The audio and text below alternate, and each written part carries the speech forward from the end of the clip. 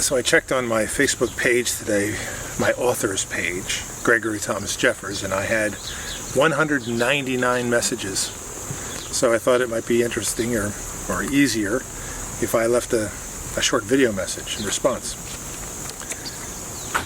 Universally, people wanted to talk to me about COVID-19, the upcoming elections, our way of life here. I didn't have I don't have an opinion on COVID-19 or any other disaster du jour. I don't spend a lot of time thinking about it.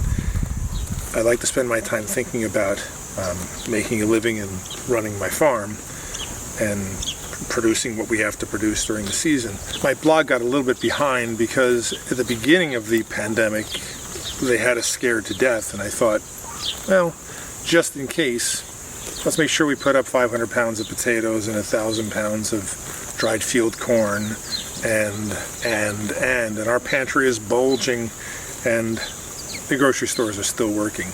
But at the time, we thought it would be better if we made sure that there was enough to get us through the winter. An ounce of prevention is worth a pound of cure. Anyway, so the big concern seems to be on the upcoming elections, and I don't have an opinion on that either. People want to know how to prepare if I don't know, if the world comes to an end. And my thinking is the world won't come to an end. We would come to an end, but the world will be here just fine. When I published my books, 7 Years of Famine and Stones in the Garden, what I wanted to do was introduce our community to the outside world. We live in the largest self-reliant or self-sufficient, whatever word you want to use, community east of the Mississippi. The I-65 corridor from southern Tennessee to northern Indiana is filled with people who live as we do.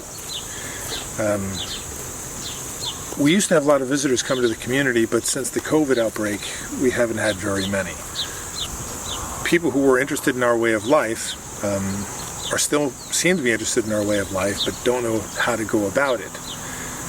There are things you need, and there are things you don't need. And one of the first, or what I get asked the most is, do I need a gun? No, you don't need a gun. You need a wood stove, you need 15 cords of wood, you need a hot water kettle that can provide your domestic hot water, you need an outdoor oven, because you don't want to cook inside during the summer. You need a very fertile garden, you need a lot of tools, chainsaws, tractors, implements, draft animals if that's how you're going to farm. You need a lot of stuff, and the last thing on that list is a gun. You don't need to live any place that is a liability.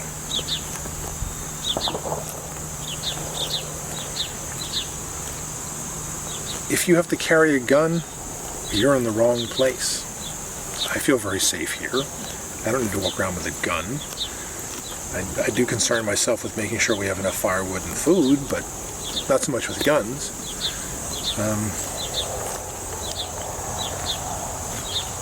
The exodus from the cities, I guess, is pretty real. It's now 5 months, right? 5.5 months. We've been living here full time without leaving since March 3rd, I think, and it's mid-August, so we're coming up on 6 months. I talked to my friends in New York City, and most of them have already left and gone to their summer homes or rented places outside of the city. I've talked to my friends in Chicago. They're in the same boat. It's really not that much fun there. The restaurants are closed, and there's not a lot to do. And people tell me that people are buying and moving to Florida from New York, and I don't know why you would go to Florida, why you would jump from the frying pan into the fire, but anyway, that's my thinking on the subject. For people who have the capacity, if you have the means and the youth to make a move to a place or to a region that we have here, that would seem to me to be the most sensible option. The ability to produce your own water. If you can't see it off camera here, here's my well. The ability to have livestock. We have a milk cow, we have a sheep herd, we've got cows, there's 75 chickens over there. There's a massive garden behind the camera. To live in a place where you can have those things will take a lot of the pressure and the strain off of your life. For 50 years, we've been gaslit. Americans have been gaslit that what we need to do is go to college, spend 4 or 5 years there, and then spend 4 or 5 years living in a small apartment in the city, working as management consultants and investment bankers and stockbrokers. I did 18 years on Wall Street. And, to commute an hour each way and to work 10 hours and to go home to an empty home because you don't have time for a family and children. And somebody's either sighting in their rifle or they're hunting already. I don't know what season it is. I imagine it's bird season. So if you hear the guns in the background, that's just life in the country. But when I wrote my books, I wanted to introduce people to our way of life, for them to hear about our community, to have a better description of what we've done here and what we're all about, and to encourage people to reach out to us. Now, a lot of people have reached out, and a lot of people have gotten crazy ideas. I guess they're scared. I guess they're concerned with what's going on in Seattle and Portland and Chicago and what happened in New York, which doesn't appear to be happening anymore, although it does appear that no one's there. That's always a bad sign.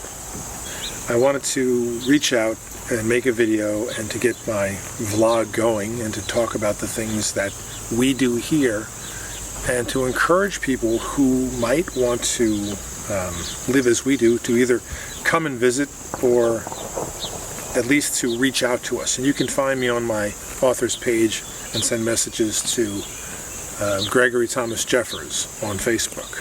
I promise to clear up that backlog and get back to that. Or you can leave messages on YouTube and I'll get back to you.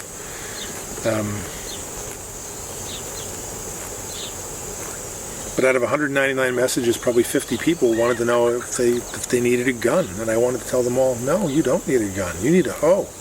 You need a shovel. You need a garden.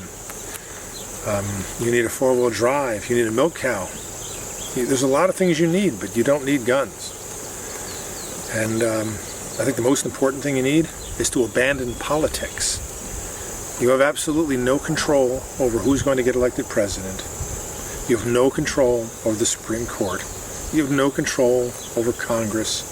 But you do have control over your life and what you do with it. You can live simply and modestly and admit that you don't have the power to control the presidency. Or you can line up and break things and burn things and scream and carry on and come to your senses eventually. The sooner you come to your senses, the better. The other thing that I noticed in all of my messages was people wanted to know if they were too old to make a move to live as we do. And the answer is yes. Most of those people are too old. But you're not too old to simplify your life. You're too old to buy a 160-acre farm and stock it and get all the tools and put your fencing in and have 4 or 5 children who are going to take over the farm and take care of you in your old age. Most people that reached out to me are too old for that.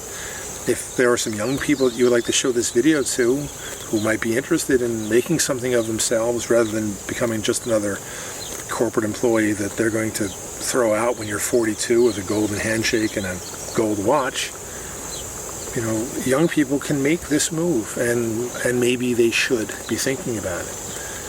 But if you're 50 or 60 years old and